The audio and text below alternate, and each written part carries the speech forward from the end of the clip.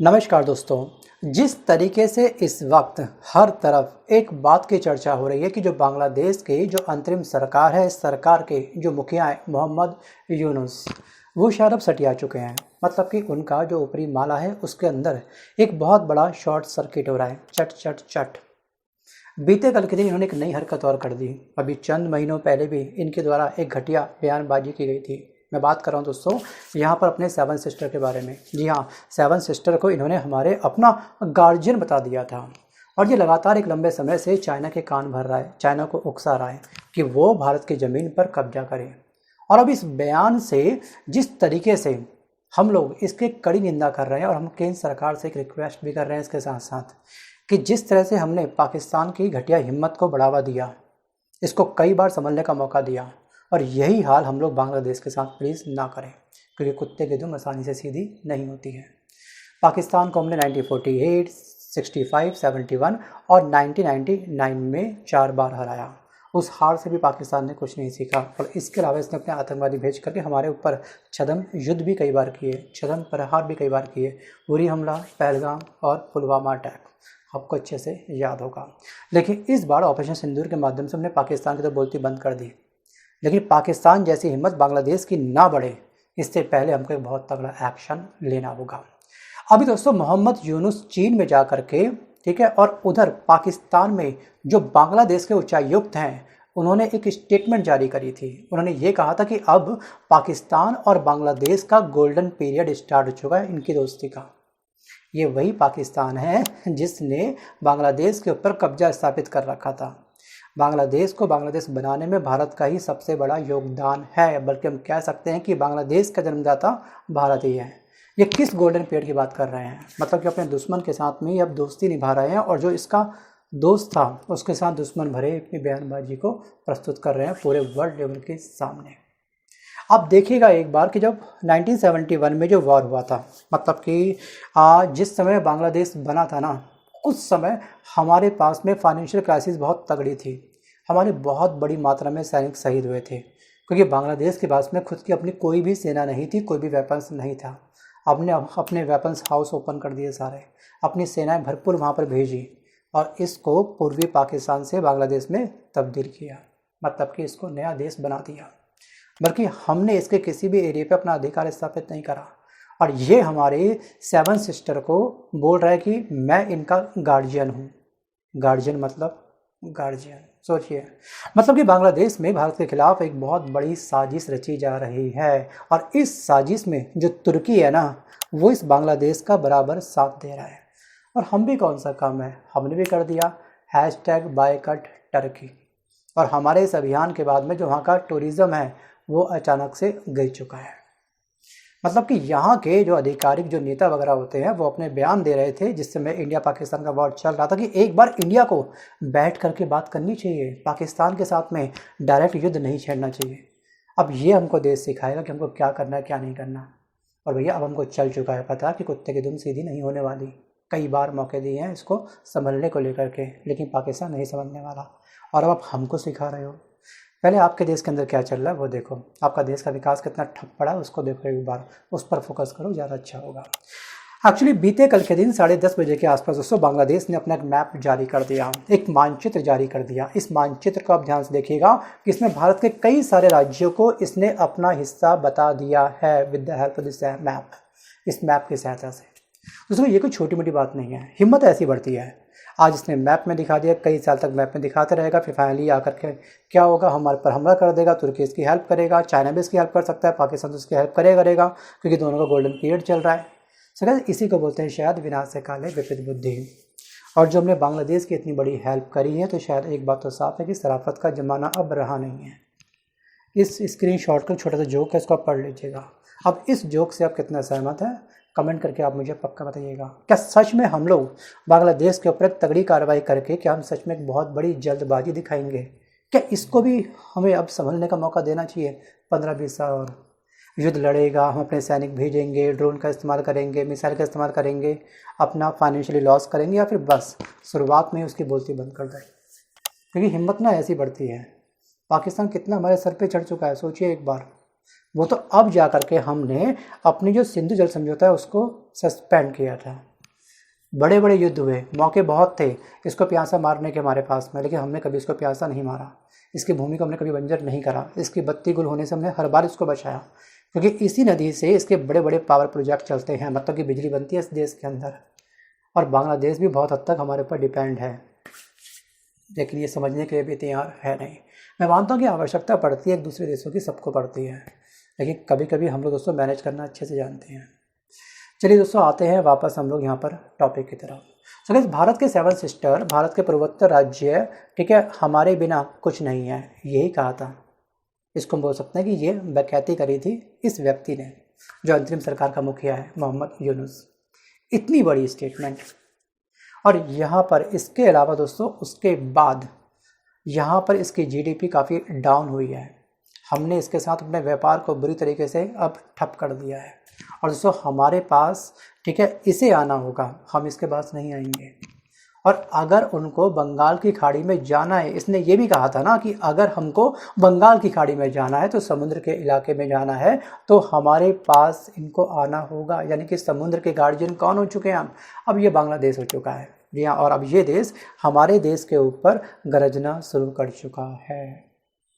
ये है इसकी हालत।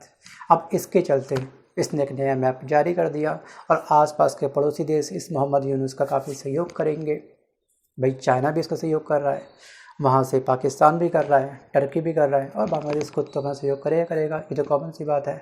मतलब कि ये सब गीदड़ अब शेर के ऊपर शायद भारी होने का प्रयास कर रहे हैं, भारी पड़ने का प्रयास कर रहे हैं, लेकिन शायद ये सफल अब नहीं हो पाएंगे। लेकिन सबसे बड़ा दोस्तों पेचीदा देश है हमारे लिए चाइना। वो अलग बात है कि चाइना के बम का क्या हाल है हमने देख लिया। इसकी मिसाइल दोस्तों दिवाली की फुस्ती बम की तरह लगातार निकली थी, तो हमको इसके वेपन से भी अब डरने की आवश्यकता नहीं है। मैप भले ही जारी कर देगा, लेकिन इस मैप को हम लोग तब्दील कर देंगे अपने असली वाले मैप में, इसके जहन के अंदर से। लेकिन अब देखिए इस मैप को आप ध्यान से देखिएगा, हम कौन सा एरिया कट करके उसके बाद खुद को अच्छे से सेव कर सकते हैं। ध्यान से देखिएगा, एक लाइन इस मैप में खींच रही है, अगर आप उसी को कट कर दें हमेशा के लिए, और कट करना काफ़ी इजी भी हो सकता है। हाँ, थोड़ा पैसा खर्च होगा, क्योंकि दोस्तों जब पट्टी बनी हुई है ना, ये पट्टी आखिरकार किस एरिया की है, किस एरिया को हम बांग्लादेश से बिल्कुल अलग कर देंगे कि उसके बाद इसकी हिम्मत कभी पड़ेगी नहीं कि हमारा किसी भी राज्य के अंदर ये झांक के भी देख सके। मैप में दिखाना तो खैर क्या, उसको अंदर एक यात्रा करना भी जाना इसके लिए भारी पड़ जाएगा, मतलब घूमना फिरना भी इसके लिए, मॉर्निंग वॉक भी करना इसके लिए भारी पड़ जाएगा। सो गाइस, ये एरिया है आपका रंगपुर। अगर एक बार ये हमने बांग्लादेश की पट्टी अलग कर दी ना, तो बस बांग्लादेश का सपना केवल सपना ही रहेगा। तुर्की चाहे इसका जितना साथ देते, ये हमारा कुछ नहीं बिगाड़ पाएगा। अगर हम कुछ नहीं बिगाड़ना चाहते बांग्लादेश का, कम से कम हमको ये एक्शन जरूर लेना चाहिए। और बीते कल के दिन जब ये मैप पब्लिश किया गया तो बांग्लादेश के बड़े बड़े नेताओं के द्वारा एक मुहिम चला दी गई, मतलब कि सबने लगातार ट्वीट पे ट्वीट करना शुरू कर दिया, और इस मैप को एक नया नाम दिया गया, मतलब कि बांग्लादेश का एक नया नामकरण कर दिया गया। मतलब कि इस मैप को नाम दिया गया है ग्रेटर बांग्लादेश।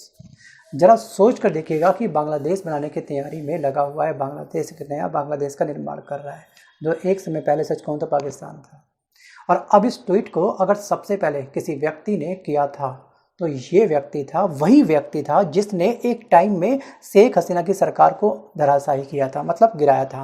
और शेख हसीना की सरकार को गिराने के बाद में मोहम्मद यूनुस की अंतिम सरकार बनाने में इस व्यक्ति का बहुत बड़ा योगदान था। मतलब कि मोहम्मद यूनुस का बहुत ज़्यादा करीबी माना जाता है ये व्यक्ति, और इसका नाम है दोस्तों महफूज आलम। ये कोई मामूली आदमी नहीं है एक्चुअली, चलिए ठीक है। और ये यहाँ पर सबसे पहले इसी व्यक्ति ने ये ट्वीट किया था, ये पोस्ट किया था, मैप का मतलब जारी किया था।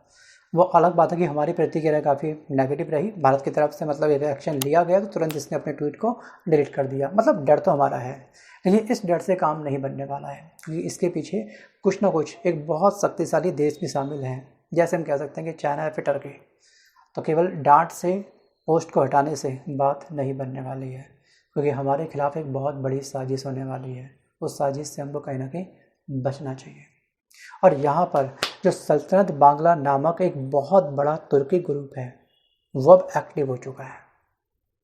यानी कि तुर्की का एक इस्लामिक ग्रुप है जो बांग्लादेश के ढाका में इन दिनों बैठा हुआ है। और उन्हीं के मास्टरमाइंड की ये उपज है कि भारत के कुछ राज्यों को वो अपना हिस्सा बता करके ये सारी बातों की बयानबाजी स्टार्ट कर दें और पूरे वर्ल्ड के अंदर एक छवि तैयार कर दें कि जो हमारे पूर्वी राज्य हैं वो बांग्लादेश का ही हिस्सा है।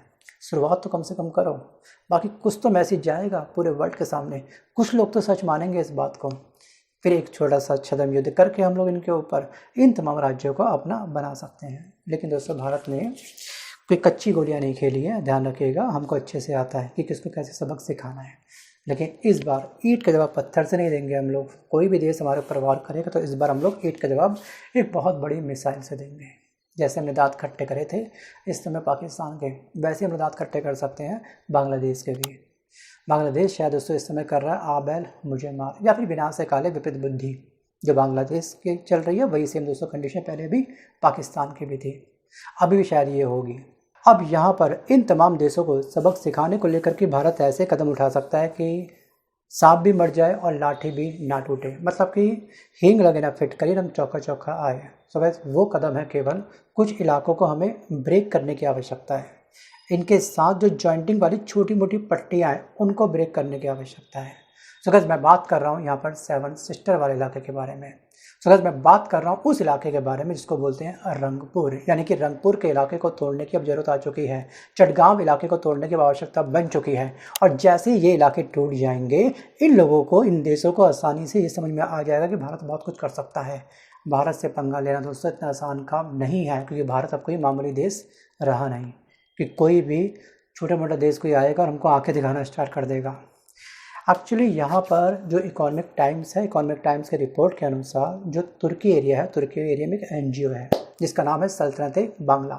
ये लगातार यहाँ के युवाओं को, मतलब इस्लामी समूह है ये, और इस्लामी समूह ने ढाका में विश्वविद्यालय परिसर और युवा और छात्रों के बीच में लोकप्रिय स्थानों पर ये नक्शा अटैच किया था, ये दिखाया था, चिपकाया था कि देखो नया नक्शा हमारा ये रहा। और दोस्तों, ये नक्शा पहली बार अप्रैल 2025 यानी कि लास्ट मंथ जो हमारा बीता है, यहाँ पर जो ढाका विश्वविद्यालय इसके एक कार्यक्रम के दौरान सबको दिखाया था कि ये है हमारी मंशा। इस मैप के माध्यम से साफ साफ इनके क्या नापाक इरादे हैं, इनकी क्या घटिया सोच है, वो साफ साफ हमको दिख सकती है। और दोस्तों, ये जो सोच को जन्म दिया है, ध्यान रखिएगा, ये जन्म दिया है इस एनजीओ ने जिसका नाम है सल्तनत बांग्ला। वहीं दोस्तों, इसके इतिहास के बारे में अगर हम बात करें, इस नक्शे के इतिहास के बारे में हम बात करें, तो आपको ध्यान रखना कि ग्रेटर बांग्लादेश का विचार एक अत्यधिक विवादास्पद और काफ़ी भावनात्मक मुद्दा है। तो गाइस, ये एक दोस्तों विस्तारवादी दृष्टिकोण को साफ साफ दर्शाता है कि मतलब ये इसके अंदर भी, बांग्लादेश के अंदर भी अपने एरिया का विस्तार करने को लेकर के बड़ी मनसा जाग चुकी है कि कैसे मैं कब्जा करूँ। जब चाइना दोस्तों यहाँ पर अक्साई चीन पहुँच सकता है, जब पाकिस्तान पीओके पर अपना अधिकार स्थापित कर सकता है, सो गाइस, तो मैं क्यों नहीं कर सकता। ये चल रहा है इस समय बांग्लादेश की सरकार के अंदर, मतलब कि यूनुस सरकार के अंदर। सो गाइस, पिछले साल दिसंबर 2024 में यूनुस सरकार के एक प्रमुख सहयोगी और अंतरिम सरकार के सलाहकार महफूज आलम ने सोशल मीडिया पर यह नक्शा जारी किया था। पिछले साल भी इसने सेम ऐसी हरकत करी थी और कल बीते करके दिन फिर इसने ऐसी हरकत कर दी है। इस पोस्ट को हमने तब भी धमकाया था, आक्रोश हमारे अंदर था, तो इसने डिलीट कर दिया था। फिर दोबारा इसने पोस्ट किया, फिर डिलीट कर दिया। क्या हम बस केवल यही कंट्रोल करते रहेंगे क्या? इनके पोस्ट को डिलीट करने का फोकस, अपने देश का विकास हम कब सोचेंगे? सोचिए, कभी कभी ना ये जो विस्तार होता है ना एरिया का, इससे पहले हमको अपने देश के विकास के बारे में सोचना चाहिए। देश भले ही छोटा हो लेकिन विकास लगातार कर रहा हो। जैसे सिंगापुर देख लीजिएगा, सिंगापुर की इकॉनमी कितनी कहाँ से कहाँ बूस्ट हो रही है एरिया कितना छोटा सा, जनसंख्या कितनी कम है, जनसंख्या तो पाकिस्तान की भी कम है कहीं ना कहीं। देखो वहाँ के हालत क्या चल रहे हैं, महंगाई कितनी चरम पर है। एक तरफ देख लो इस समय बांग्लादेश के अंदर भी क्या चल रही है हालत। तो इनका अपने देश के विकास को लेकर कोई भी ध्यान नहीं है, केवल बस अपना ज़मीनी विस्तार कैसे करना है इस पर इनका फोकस है। और जब सिकंदर गया था, सिकंदर ने पूरे विश्व पर अपना राज कर रखा था, हर देश उसने जीता था, लेकिन जब वो गया था उसके दोनों हाथ खाली थे। शायद ये परिभाषा इनको समझ नहीं आने वाली। क्यों? क्योंकि कुत्ते की दुम हमेशा सीधी नहीं होती है, कुछ भी कर लें। ये दोनों ही देश उसको कहने के कुत्ते की दुम बन चुके हैं। बाकी आपका विचार बिल्कुल स्वतंत्र है, कमेंट बॉक्स ओपन है, आप जो बोलना है आप बिंदास बोल सकते हो। मेरे अगेंस्ट बोल सकते हो कि मैं भैया बांग्लादेश को इतनी क्यों नेगेटिव बोल रहा हूँ, या फिर आप यहाँ पर मुझे राय दे सकते हो कि अगर आप भारत के डिफेंस मिनिस्टर हो, ठीक है, अगर आप राजनाथ सिंह जी हो, 24 घंटे के लिए आपको मैंने पद के लिए बैठा दिया और आपको एक्शन लेना है, तो कौन सा ऑपरेशन लॉन्च करोगे बांग्लादेश को लेकर के? क्योंकि इसके सपोर्ट में टर्की उतर आया है। टर्की को हमने सबक सिखा दिया #बायकॉट टर्की के माध्यम से, और इसका एक बहुत बड़ा फाइनेंशियल हमने लॉस किया है, ध्यान रखिएगा। और हमारी जो टूरिज़्म की जो एडवांस बुकिंग थी इस स्थान को लेकर के, क्योंकि यहाँ पर जो टूरिज़्म वाला दोस्तों जो कंट्री है, 6ठे स्थान पे आपका आता है टर्की, फर्स्ट में आता है फ्रांस। तो लोगों ने एडवांस बुकिंग कर रखी थी, जो लोग टर्की घूमने जा रहे थे उन्होंने अपना रिफंड वापस मंगवा लिया, मतलब कि उस टिकट को कैंसिल कर दिया। इस मुहिम में हमारे भारतीयों ने एक बहुत बड़ा योगदान दिया है। इनफैक्ट जो हमारी जो ट्रैवल कंपनी है उन्होंने बहुत बड़ा योगदान दिया है। इसको लेकर मैंने अलग से सेपरेट वीडियो बनाया था, और योगदान देना भी चाहिए। तो गाइस अब आपको क्या लगता है, आप में सोचिएगा, अच्छे से विचार करिएगा, उसके बाद ही आप मुझे कमेंट करिएगा। तो गाइस मिलता हूँ जल्द एक नए वीडियो के साथ, तब तक के लिए धन्यवाद।